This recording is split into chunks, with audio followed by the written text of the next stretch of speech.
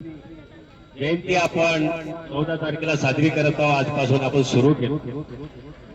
एक नवीन मला पहिल्यांदा पाहायला मिळालं.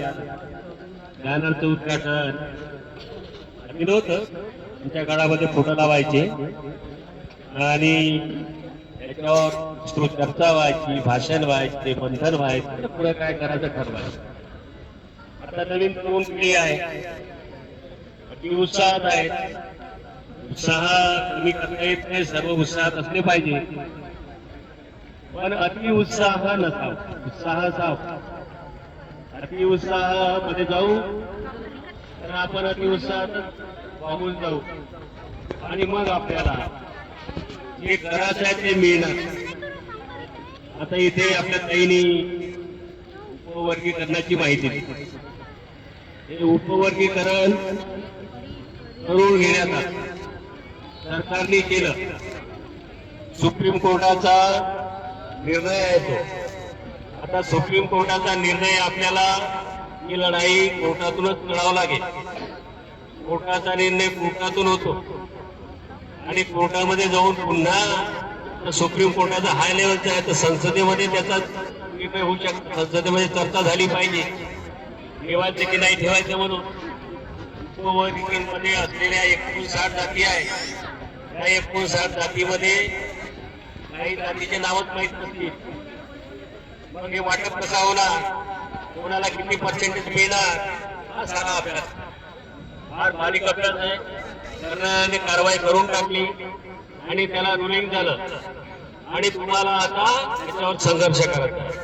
परंतु कोर्टाचा निर्णय एखाद्या वेळेस बदल करायचा असला, लोकसभेमध्ये त्याला ठराव करून पास करावा लागेल, पुन्हा कोर्टाकडे पाठवावं लागेल, ती विनंती करावं लागेल, तेव्हा कोर्ट बदल करू शकतो. कारण तो हाय पॉवरचा निर्णय आहे. कोर्टाच्या वर आपण नाही, कोर्टाचा सन्मान करूनच आपल्याला बोलावं लागेल.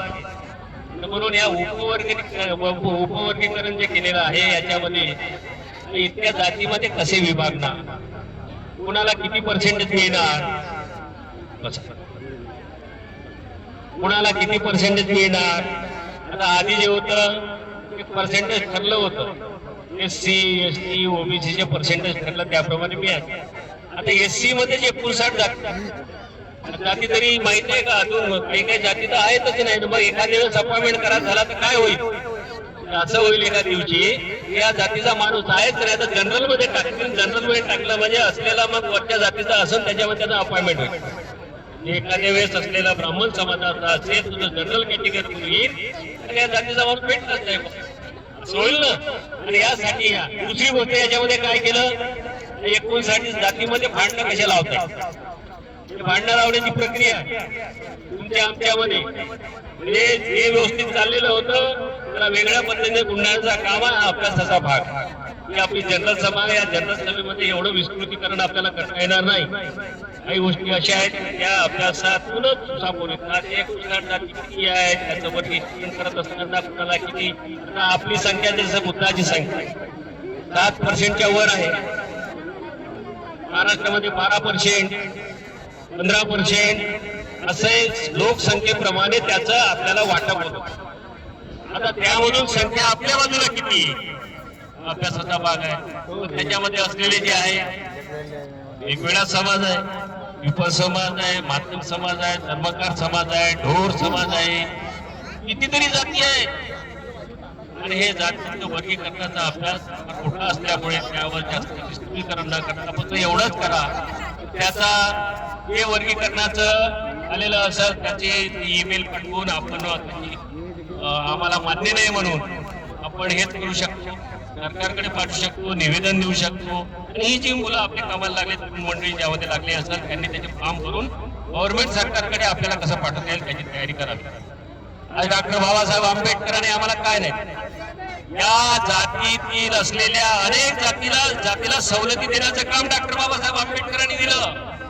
डॉक्टर बाबासाहेब आंबेडकरांनी कोणता जात धर्म हे सोडला नाही, सर्वांना समान अधिकार दिला. जर तो अधिकार आज आपल्याला मिळाला नसता, आज जर तुम्ही युनिफॉर्म मध्ये समता सैनिक दलाच्या ड्रेस मध्ये आहात हेही तुम्हाला असं चक्र आलं नसतं. त्या काळामध्ये महिलांना तर अधिकारच नव्हता. महिला या खालच्या दर्जाच्या म्हणून त्यांच्या पद्धतीने वागणूक होत होती. हे महिला म्हणजे घरीच राहणे, घरातच राहणे, ब्राह्मणाची बायको असेल, पोरगी असेल, घराच्या बाहेर निघत नव्हती. हे महिला तुमच्या पायाची जुती आहे या पद्धतीने ट्रीटमेंट महिलांना दिल्या जातात, अशी संस्कृती होती.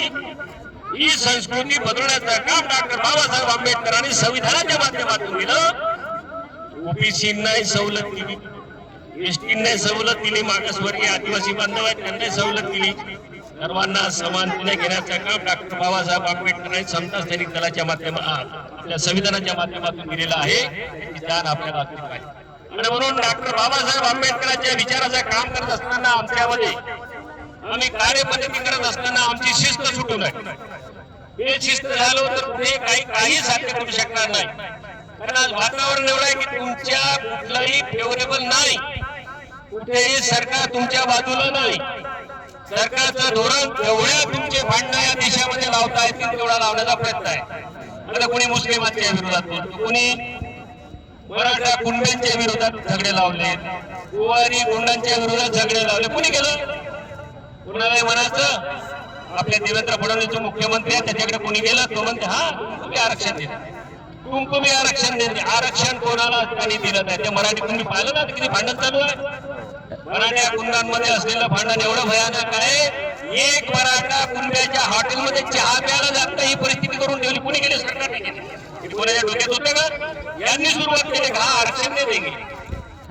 गोवारी असलेल्या कुंडांमध्ये झगडे लावून दिले. हे जातीय झगडे लावण्याचं काम करून राजकारण कसं करता येईल एवढ्यावर ते फक्त कार्य करत आहे. म्हणून त्याच्यापासून आपण सावधान राहायला पाहिजे.